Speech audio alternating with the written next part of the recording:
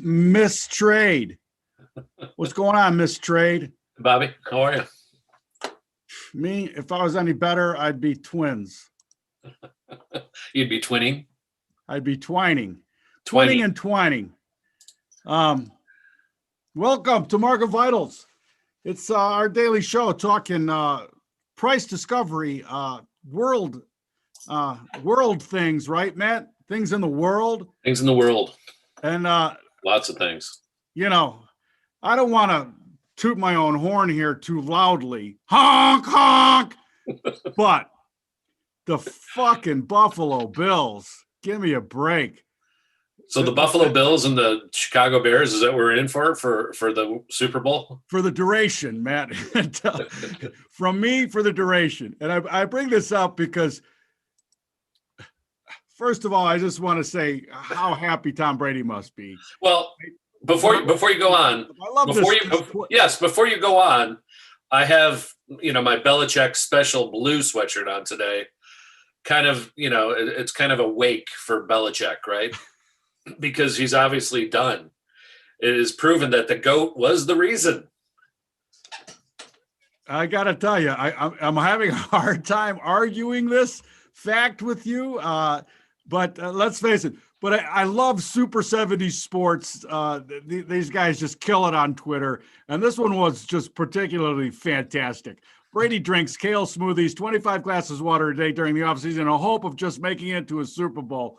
Len Dawson, on the other hand, and let's bring up the full picture so you can enjoy it. Len Dawson drinks a Fresca and a lung dart at halftime.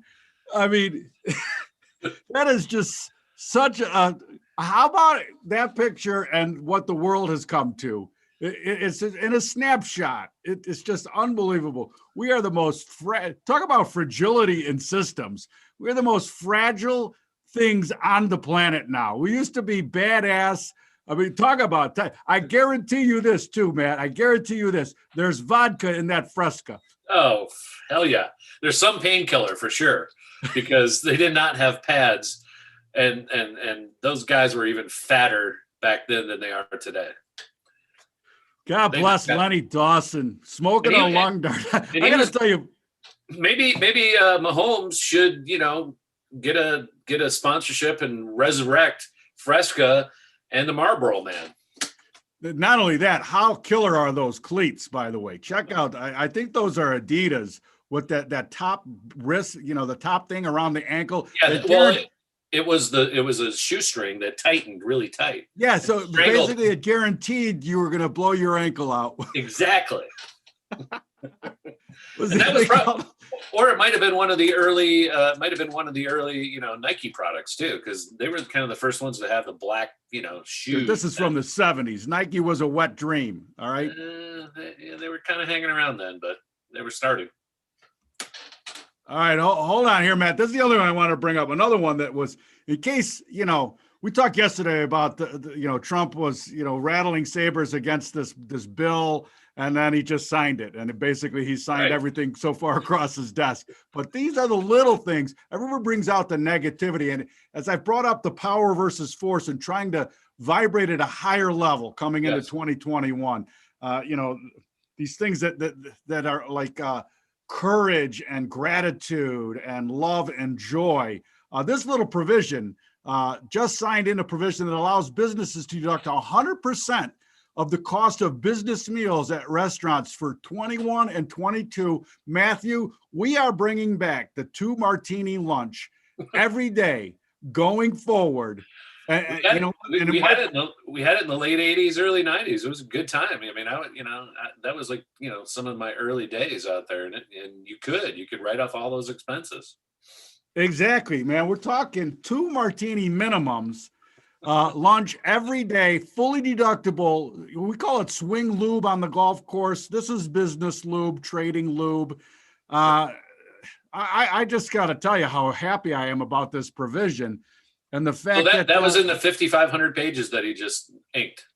Yeah. There's just only 5,500. I went to Evelyn Wood, sped Redden. Right. And, I could have got through it. I don't know. But it's been about 10 days. So you should almost be done with it, at 500 pages a day. You might almost be there. All right, Matt. What other thing? What in the fuck is going on with Geraldo Rivera?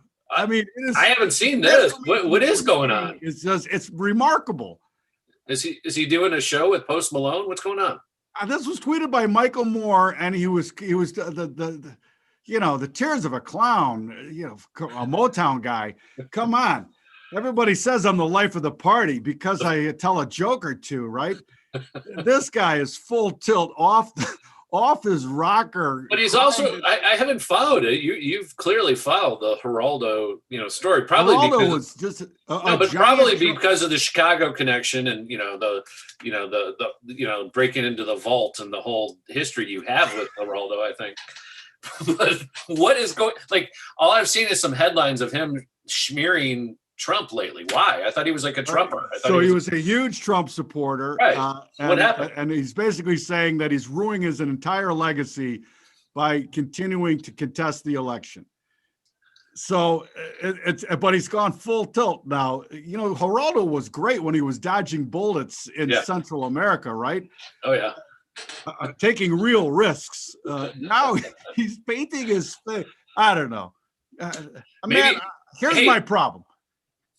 Go ahead. Here's my problem. I am born and raised a Catholic. I have come from a strong tradition of Christianity. Yes. And the problem I see with today's society is Thomas doubted, right? Thomas was the doubter, and he was not bastardized for doubting, right? He was celebrated, and it's okay to doubt.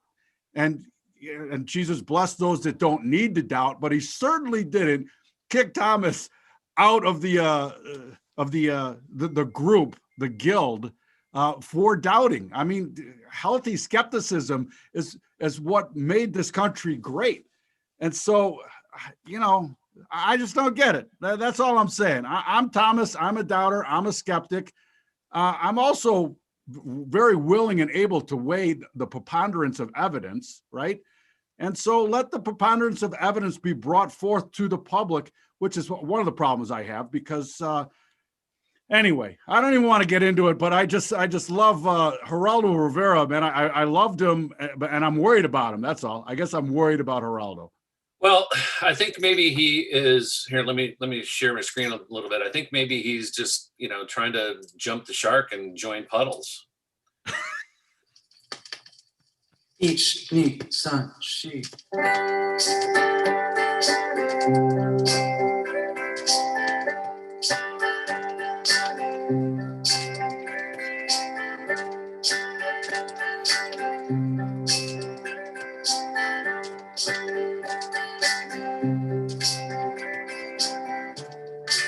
I'll be your mirror, reflect what you are. In case you don't know, I'll be the wind, the rain, and the sun. Set the light on your door, show that you're home.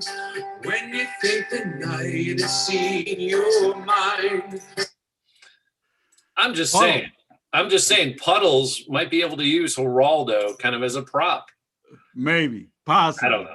But if you guys have never checked out Puddles the Clown, just search him on YouTube. He's an amazing vocal talent, and he does some amazing covers. That is a great cover of Velvet Underground and Nico right there, and I would highly recommend checking out Puddles.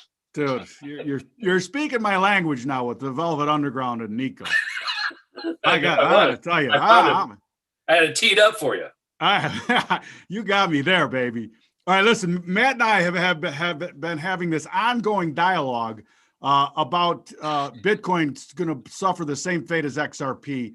I will say this, and this was the tweet in my response. The SEC would have to do some serious backtracking because they've already publicly, very publicly, on several occasions confirmed or said that BTC is not a security. And that's the problem XRP is in right now, because and believe me, I know this from experience, that one of the biggest things and biggest expenses that new crypto offerings went through was intense and highly high cost attributed to lawyers figuring out if this offering is indeed a security. Anyway, I think the cat's out of the bag. This technology, as I say, here's the modern mattress. You can't sleep on it, but it's easier to board a flight. I know, Matt, you have a little bit different opinion of it. Share it. Well, I feel, here's what I'm going to simplify it for, my opinion. Gold is not, I'm not carrying around gold in my pockets to pay for things. And I'm not carrying around a digitized token that I have to memorize and punch in and access, hopefully somebody hasn't spoofed me, and to spend and buy my milk and bread. It's just not happening. So I still don't see the play for these to actually be currencies. I just don't see it. So I just don't see it I don't see gold as a currency, and I don't see Bitcoin as a currency. It may be an asset, but so is the pet rock, and so is the mood ring. So I'm gonna go find myself a mood ring and get a pet rock back on here, and because I could probably find both for pretty much nothing. And I'll just say that, gold is gold. Why is gold even important? I understand it used to be, but it's no longer tied to anything. And why is silver? Outside of the fact that they dig it out of the ground, oil's worth more currency wise than both of them. We're still in the petrodollar. So by the way, you say petrodollar, and on its face value, actually, had they done a legitimate blockchain that was decentralized, immutable, that was a very good idea out of Venezuela. The problem is trust, Matt, and that's always been the problem with anything. Is like, what can you trust? Do you trust? Did you trust back then the Chavez regime to put forth an immutable blockchain based on the cost or their oil reserves? Because it was actually a good idea, but there was the trust factor was the problem.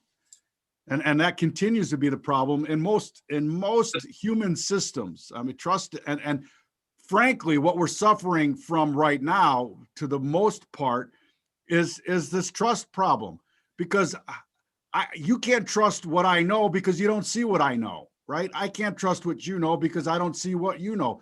The whole information funnel is so fucked up that nobody can come together with a common understanding.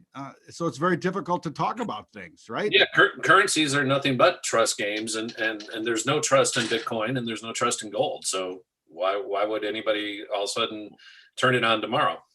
Here's the only thing that we both know, right?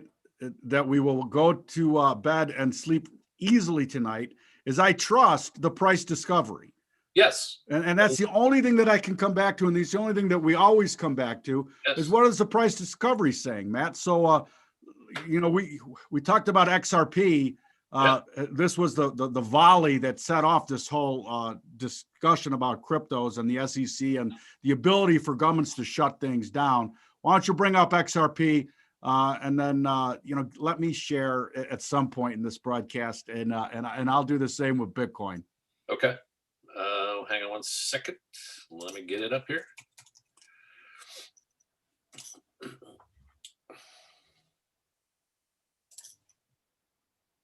Because there's another, we're going to talk about trust, Matt, and other things. And again, how the chart is the only thing that you should be trusting. It's where is my XRP here? Hang on a second. I'm not finding it.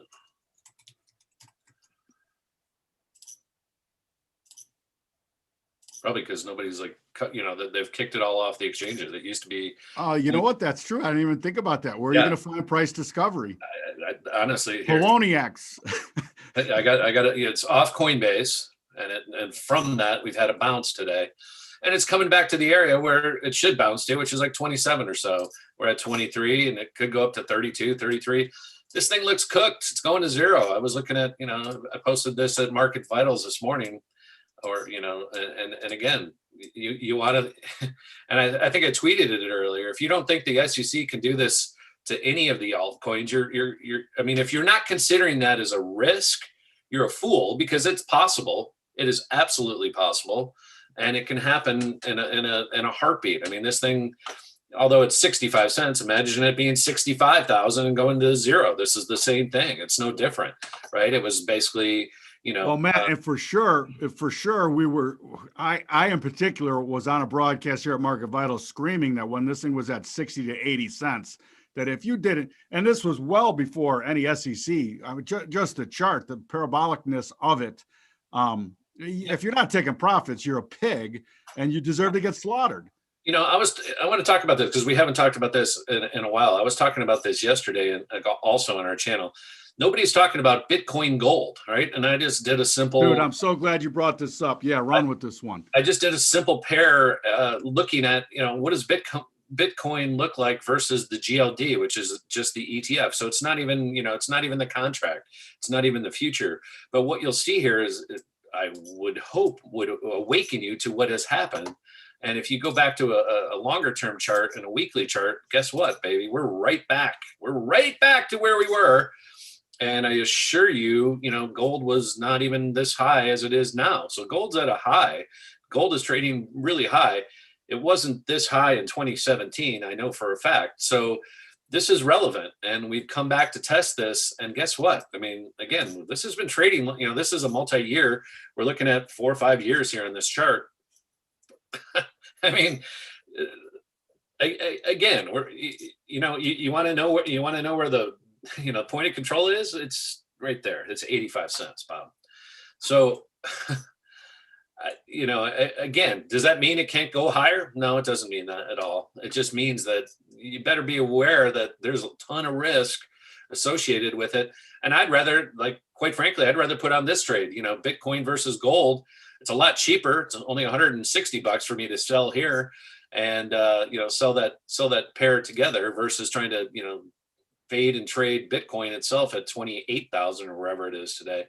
No, Matt, we're off of highs. All right. We're off our highs. And I'll talk about the price discovery. I was talking about this. There's some monster holes that are showing up in Bitcoin now, and you're starting to see those. And again, this is right where we are.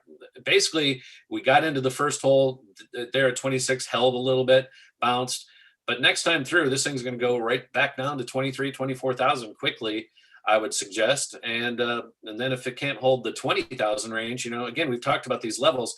They continue to be here. We'll probably likely go back and test that 19,000 level.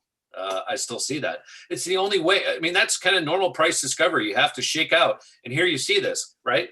Here, and I pointed this out earlier. Here's where, your momentum was peaking in mid-December when it was trading at 92 RSI, and this is on an 89-minute chart. Never means that's the high. It just means that momentum is peaking when you usually get to the 90s because it only measures up to 100. Where I find, RSI important is the next push when we saw the new all-time high at 28.4. Guess what? The momentum was waning, and you start to see that in the, with the profile, very weak up here, a little stronger, and the strongest on this time frame goes back here to, again, 19,000. So these pockets here will fill in, whether you like it or not. That's the only way that the profile can get. Matt, that reminds me, there was a trader in the DMARC pit way back in the day. I'm dating myself. Saul Kaufman.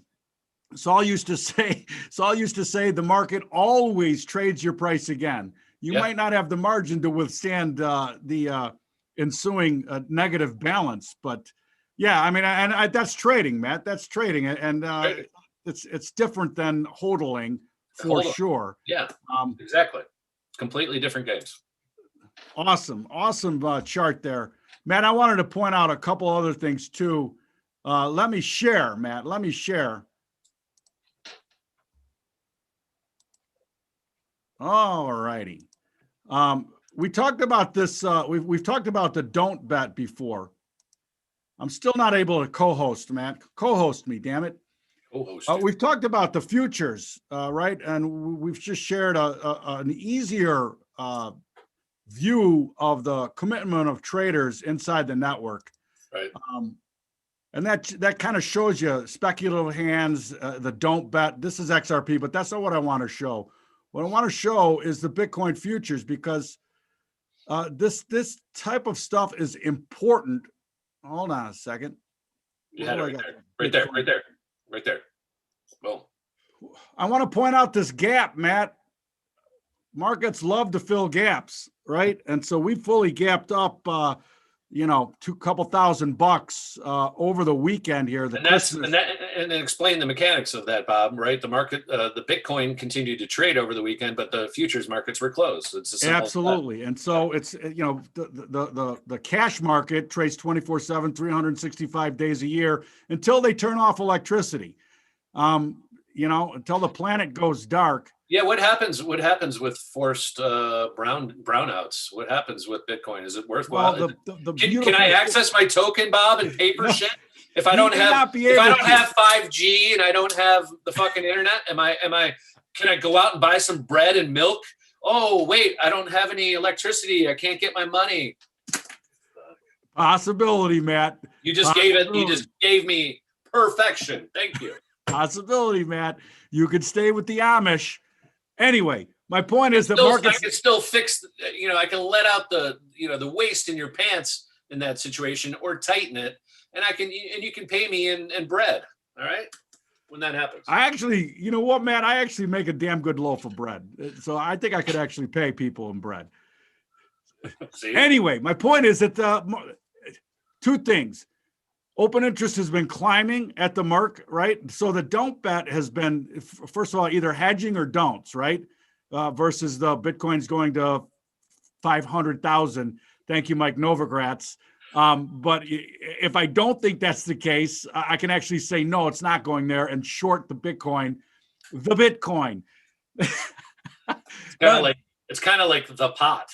Right, exactly. And we need Mike Myers out here to do another movie with Austin Powers with the Bitcoin. The Bitcoin takes on its own ominous personality.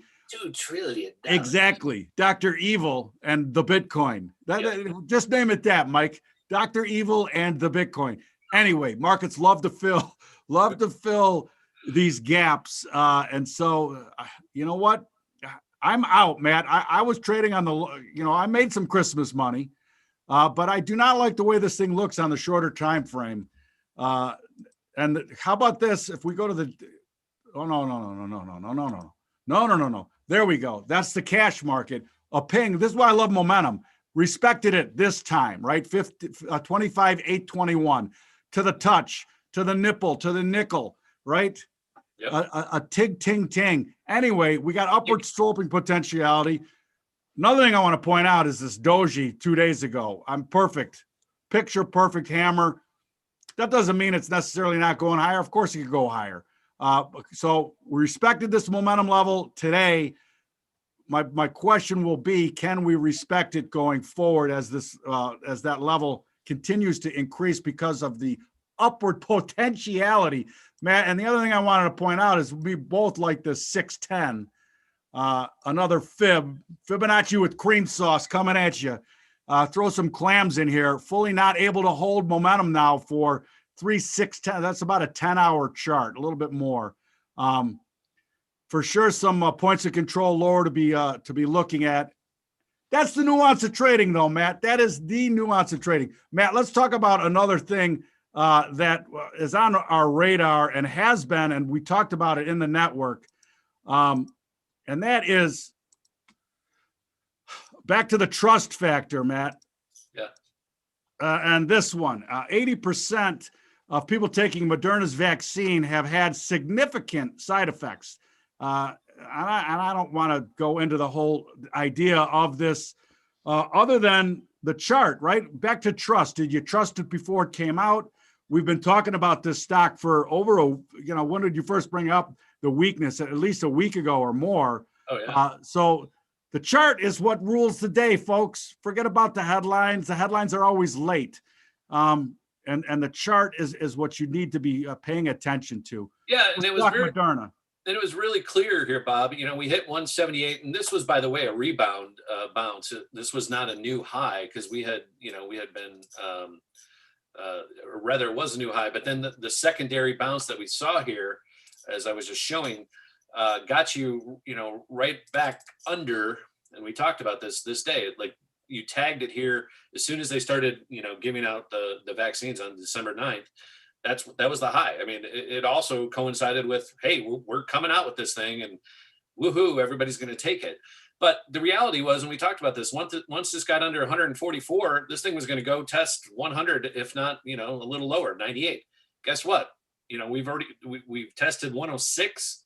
If we bounce a little bit, clean up this profile again, the underbelly of the beast here now becomes your ceiling. So this is like, there's still short money to be made. You just have to be patient. Sell some if it bounces to 135 to 150. I doubt it gets all the way to 150 again, but if it does, the more the merrier, right? Sell some calls, out of the money calls at those prices. You'll be able to collect some premium. This thing is going down here, and this entire move was based on everything's going to be okay. Again, we talked about this. These vaccines have been rushed. They've been pushed. Who knows what is in them? Nobody knows. There's no, even my doctor, who is a liberal vaccinator, she likes vaccines. She's pro-vax. She, when I saw her 2 weeks ago, right about when this was happening, and I asked her, what are you doing with your patients? She said, I'm not ready to recommend it. I have not read or seen any peer reviews. I'm not ready to recommend this or any vaccine unless I have that knowledge. So good doctors know this. They're not going to rush it through. And this chart is so ugly. I mean, we literally could trade all the way back to 70 in my book, because this is just junk. It's just, that is just a brutal profile. I mean, when we teach the course, Matt, we need to keep this chart for reference of a brutal looking profile. It's a great one. And it's got me thinking about kind of where we are with the rest of the markets here also, Bobby, and kind of the leaders. The Russell has been leading us for quite a while, right? And let me just bring this up if I can get it. And it's not playing nice with Not so much today. It's just not playing nice. I got the wrong one in here. But the Russell, we've been talking about how it was, it made new highs again yesterday on the post Christmas. But right about 3 o'clock in the afternoon, the thing ran out, or rather 3 in the morning yesterday, it ran out of steam. So this thing actually sold off yesterday the whole day, and really told you. And and we talked about this yesterday, the only reason the markets are even up again is FANG. And there's 5 stocks. 5 stocks run the NASDAQ and the S&P, folks. If Apple, et cetera, all those Apple, Facebook, Apple, Amazon, Netflix, Google, if they're all up, or the majority of them are up, guess what? The S&P is up and the NASDAQ is up, but it's not up as much today. But the Russell said to the rest of the market, and guess what? It had to fill that first hole, filled that one quick, stopped and paused on the point of control, and now is back down to touched the bottom of this barrel at 1940. You can't make this stuff up. And I mean, but the Russell off for us on that, Russell, because potentiality is the key, man. So again, look at that profile. Look at this ride that we've had since October, or since mid-September. I mean, we were on the bottom of this, and now we're at the top of it. And this is the first candle out of this entire going back until September that should make you pause. It should really make you pause, because the point of control is back here at 1600. We're at 1950. That's, again, you're looking at a significant 25% haircut from here to get you here. And that could happen with very little effort if you can go down 5% in a day and a half, like we have, not even a day and a half. So, I mean, again, if these signals, and we talked about one more here earlier, some of these nuances.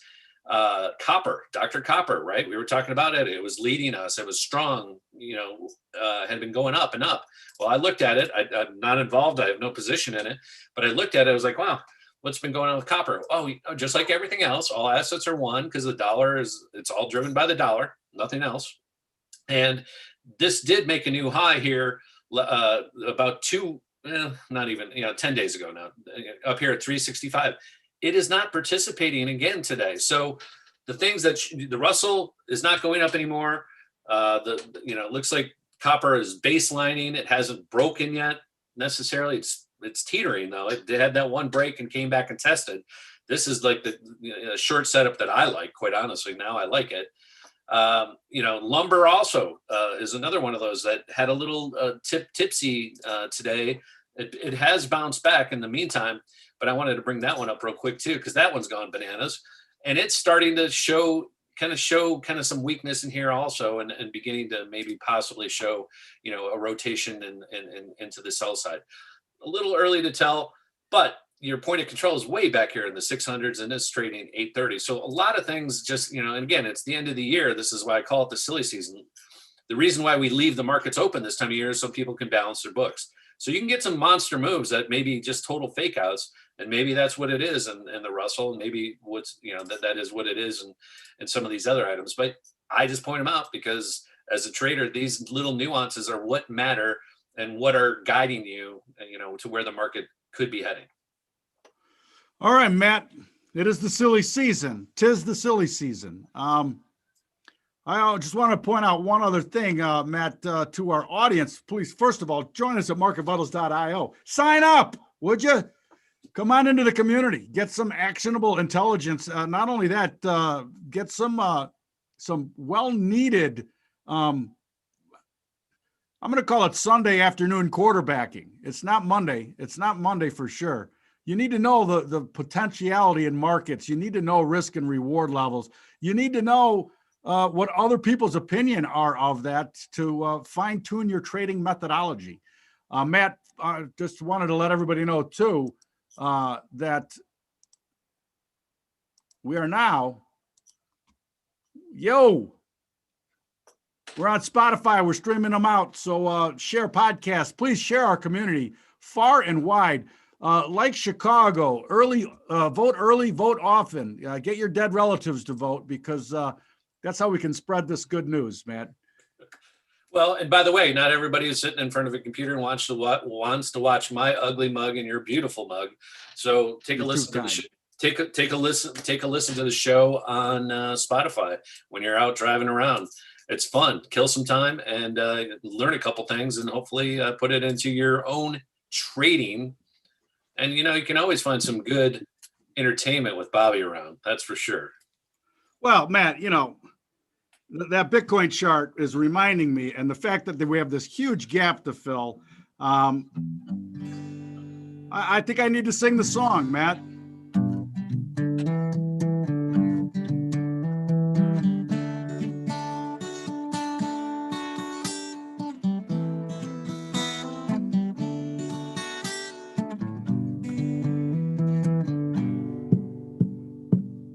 It's another tricked out Lambo driving slowly down my block.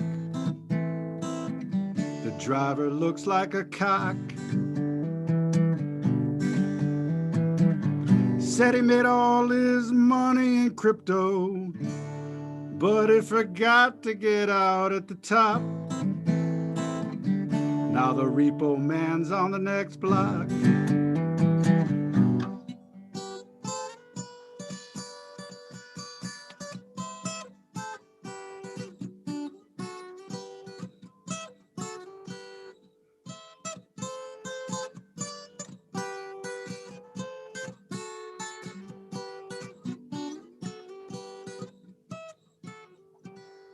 Listen, man, God helps the needy, not the greedy. Please take profits. This message is brought to you by marketvitals.io. We are your backstop for your shitty trading decisions. Thank you, Matt.